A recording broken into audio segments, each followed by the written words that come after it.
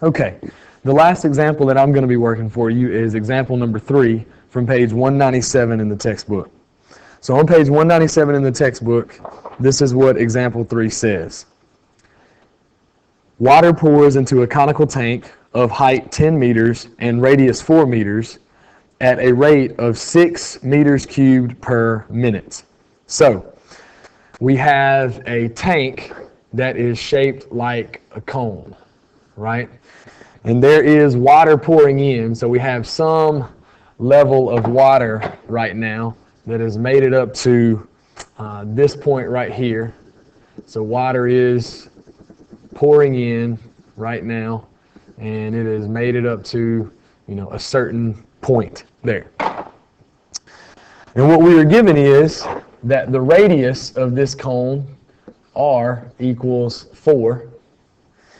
And the height of this cone, if we dropped from the center of the top of the cone all the way to the bottom, if we drop something down, the height is equal to 10. Okay? The only other information that we're given from the very start here is that water is pouring into the tank at a rate of 6 meters cubed per minute. So once again, 6 meters cubed per minute. It's a rate because we have the meters cubed and the minute, but you'll notice that the meters cubed are a very good clue that this is a volume. Meters cubed is volume, so this is a change in volume with respect to time. And so if we have volume, the formula that's really going to help us out here is the formula for the volume of a cone. If you'll turn in your textbook to the very front, so if you just completely close the book and only open the front cover, you'll notice that that very first page in your textbook is a formula page, and down at the bottom there is geometry, and if you go over to the side, there is a formula for a cone. And the very first thing you'll see is volume of a cone, and this formula says that the volume of a cone is equal to 1/3 times pi times the radius squared times the height of the cone. Okay, so all of those things are at play. 1/3 pi times the radius squared times the height of the cone. Now, back on page 197, once we have that formula, and that formula is key for being able to do this, and I won't expect you to memorize a formula like that. If there's a crazy formula like this that you'll need to use on a test, I'll be sure to give you that formula. Part A of this example asks us at what rate the water level is rising when it is 5 meters high. So at what rate is the water level rising when the level is 5 meters high?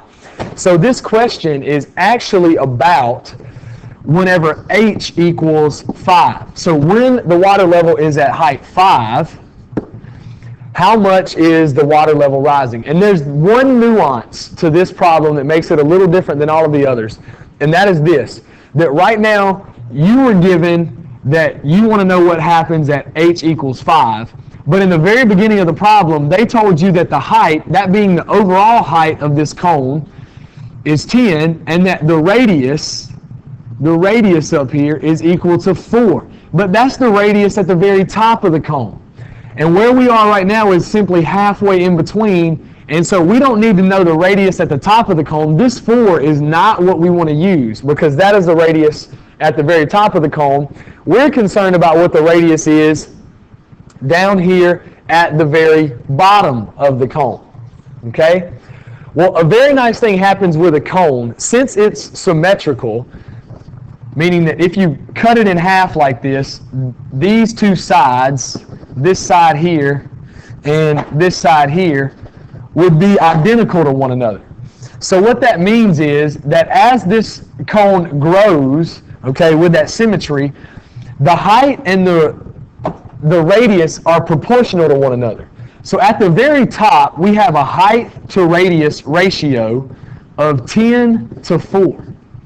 And that ratio has to stay true all the way through the cone because of the way that a cone, like I said before, goes up in a symmetrical fashion.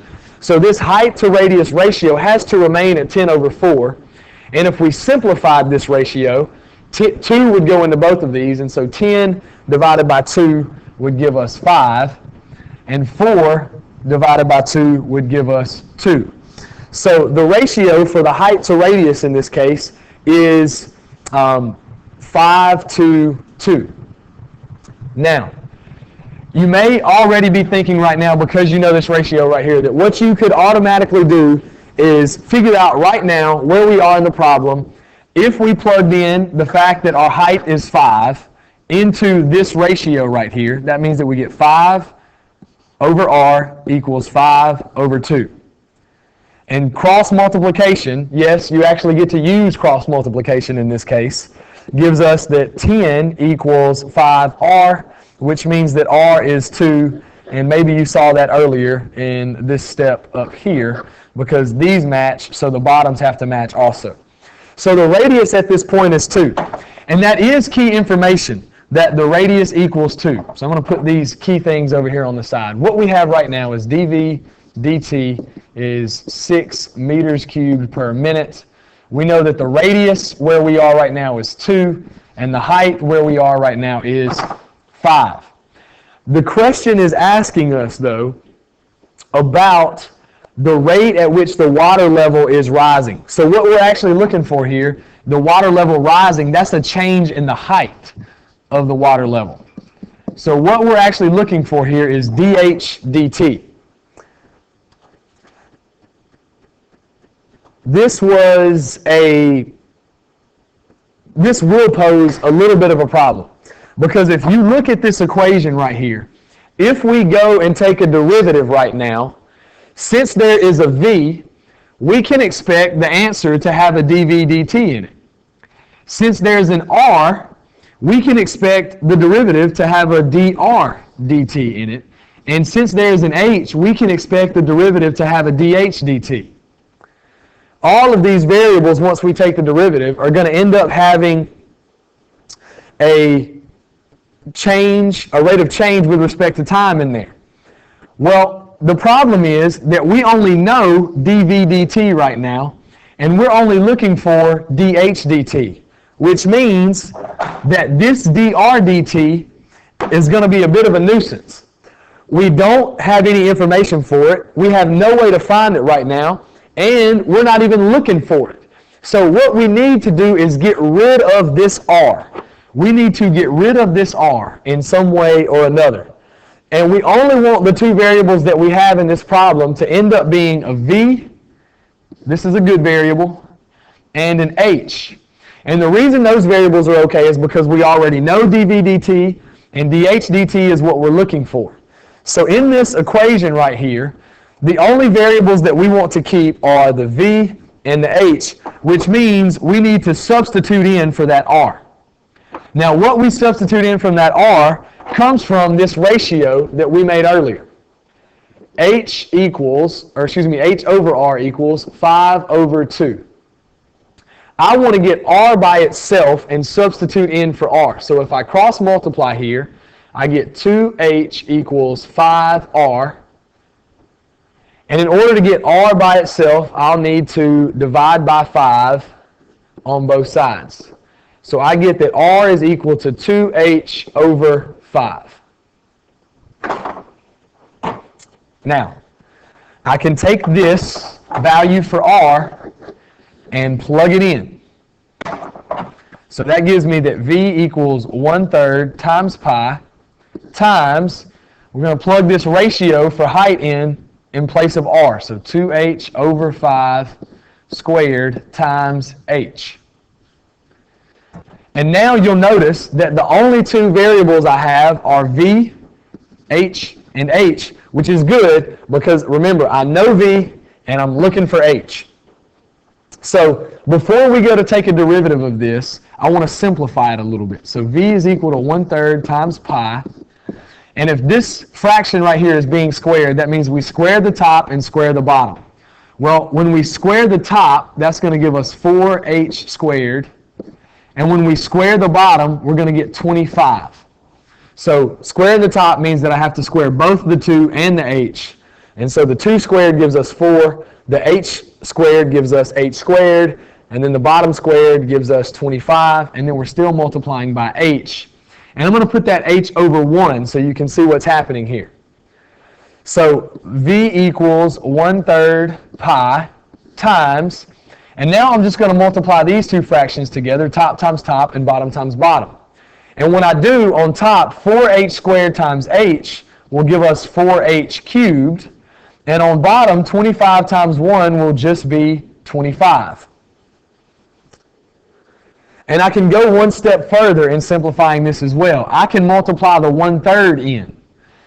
And if I multiply the 1/3 with this fraction over here, the pi is just going to kind of come down where it was. And let's multiply the 1/3 times the 4h cubed over 25. And on top, the 1 times the 4h cubed is going to give us 4h cubed. And on bottom, 3 times 25 is going to give us 75.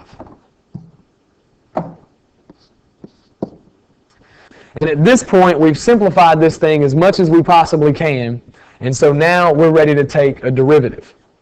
So if we take a derivative with respect to time, we'll get dv dt equals, remember pi is just a constant, so pi is going to come down, and we're going to multiply it times the derivative of this stuff right here. Now I'm going to use the quotient rule, but what you could do is change this into 4 over 75 times h cubed, right?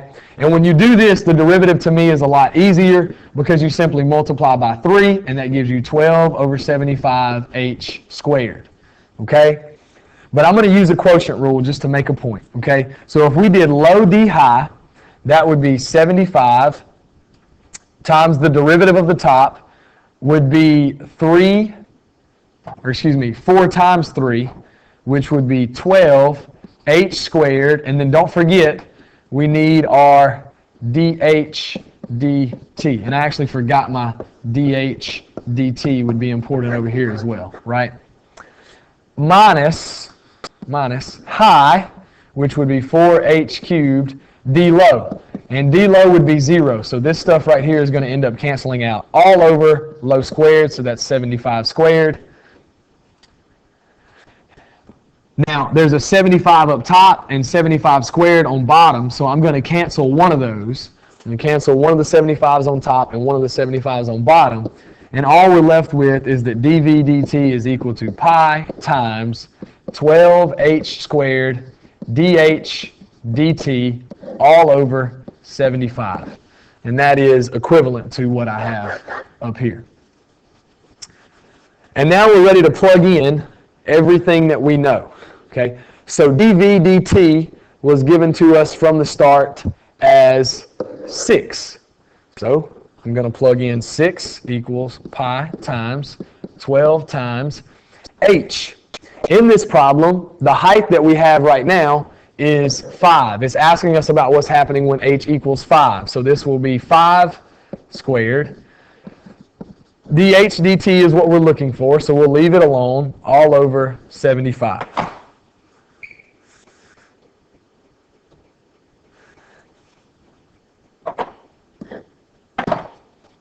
Let me scroll down.